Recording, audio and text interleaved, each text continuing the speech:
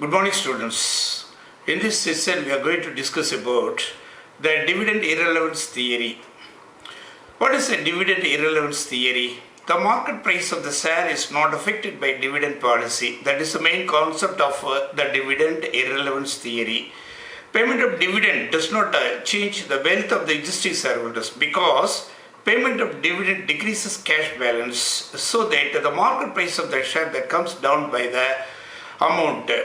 So this theory that has been formulated by Modigliani and Miller in the year 1961. Then according to Modigliani and Miller, the value of firm is just determined by the earning capacity of a firm's assets and the split of profits as dividend and retained earnings. The split will not affect the shareholders' wealth. They further suggested in their theory that in perfect financial market, the value of the firm is unaffected by the distribution of dividends. They also argued that the values of shares are affected by the future earnings and the risk of its investment. The dividend irrelevance theory states that the investors may affect cash flows regardless of your company's dividend policy. If a particular investor considers that dividend is too high, the surplus will be used to buy additional company stock. If an investor considers that dividend is too low, he will sell some portion of his stock to replicate the expected dividends. Thus, the dividends are irrelevant to the investors because they can control their own cash flows depending on their cash needs. This made it possible to conclude that the dividend policy of a company does not affect investor behavior. It follows that the dividend payout rate does not affect the cost of capital or the stock price. In other words, the cost of capital and the price of the stock is constant at any dividend payout rates. Additional proof of the dividend irrelevance theory offered by its authors is the arbitrage. So if your capital markets are perfect, the dividend payout will result in a decrease in stock price for amount of dividend per share. For example, if the stock price before the dividend was rupees 256 and the company paid out a dividend per share is rupees 28%. Now the stock price will drop down to rupees 236. That is 256 minus 20 is equal to 236. Thus the total return for the investors remains constant because any growth in the dividend is offset by capital loss. So investors are irrelevant to a company's dividend policy. The dividend irrelevance theory is based on certain assumptions according to Modigliani and Miller. The first assumption is personal or corporate income taxes do not exist. That means there is no income tax. There will be no income tax on the amount received as a dividend from the company by the investors. There are no stock flotation and a transaction cost. Like what I mean, flotation cost in the sense part, brokerage and everything. Then the financial leverage does not affect the cost of capital. I mean, financial leverage in the sense part, I mean, the firm that does receive finance by way of issuing debentures or funds received by way of borrowing from the banks and financial institutions. So these external funds will never affect the financial leverage. These funds that will never affect the cost of capital. Both managers and investors have access to the same information concerning to the firm's future prospects. The next assumption is firm's cost of equity is not affected in any way by distribution of income between dividend and retained earnings. The dividend policy has no impact on firm's capital budgeting. So these are all the assumptions of dividend irrelevance theory of Modigliani and Miller approach. Next, proof for hypothesis. has proved their argument in the following way. Firm value when dividends paid. So what is the firm value when dividends paid? The first one is market price per share, market price of share at the end of period 1. The market price per share that is P0 in the beginning of the period is equal to the present value of dividends paid at the end of the period plus market price of share at the end of the period.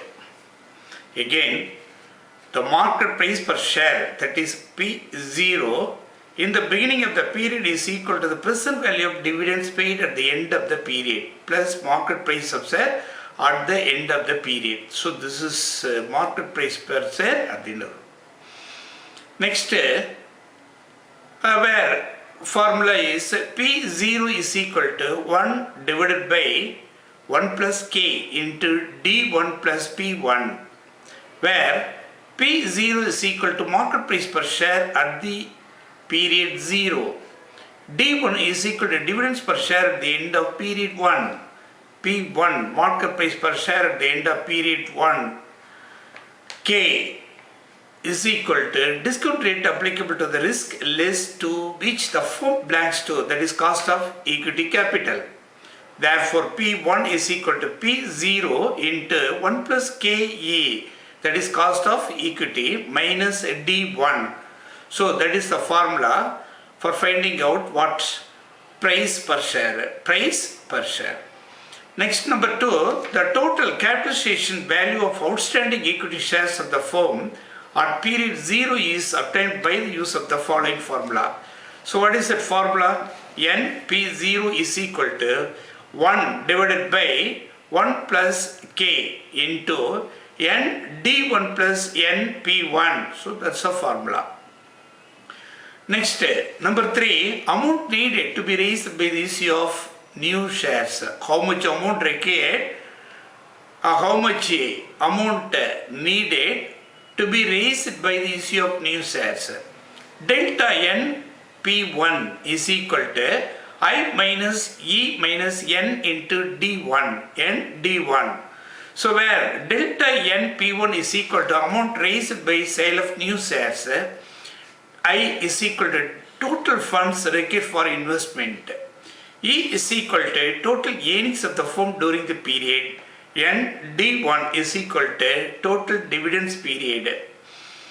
E minus N D1 is equal to retained earnings. E means what? Earnings. E means earnings. Minus N D1, that is total dividends paid. So earnings minus dividends paid is equal to retained earnings. Next, number 4, number of additional shares to be issued. Delta N is equal to DNP1 divided by P1. DNP1 divided by P1. Number 5, value of the firm. How to find out value of the firm? The formula is NP0 is equal to N plus delta N P1 minus I plus E divided by 1 plus KE, that is cost of equity. Next, problem. See the problem on the screen.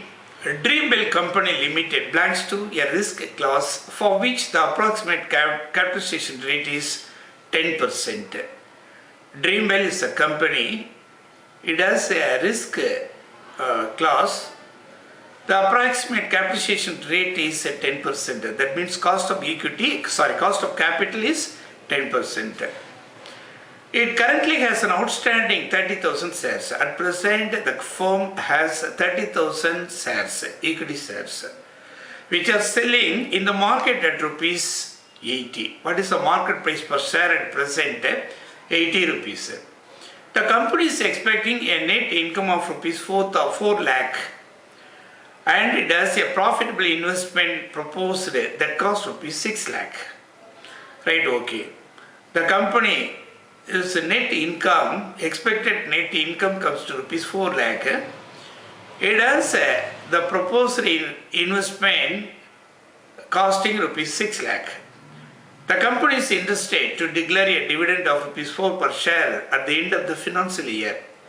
So that under M hypothesis, the payment of dividend does not affect the value of the firm. The payment of dividend does not affect the value of the firm. So that's the question.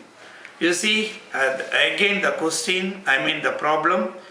Dream Well Company Limited belong to a risk class for which the approximate capitalization rate at 10%. That means cost of capital 10%.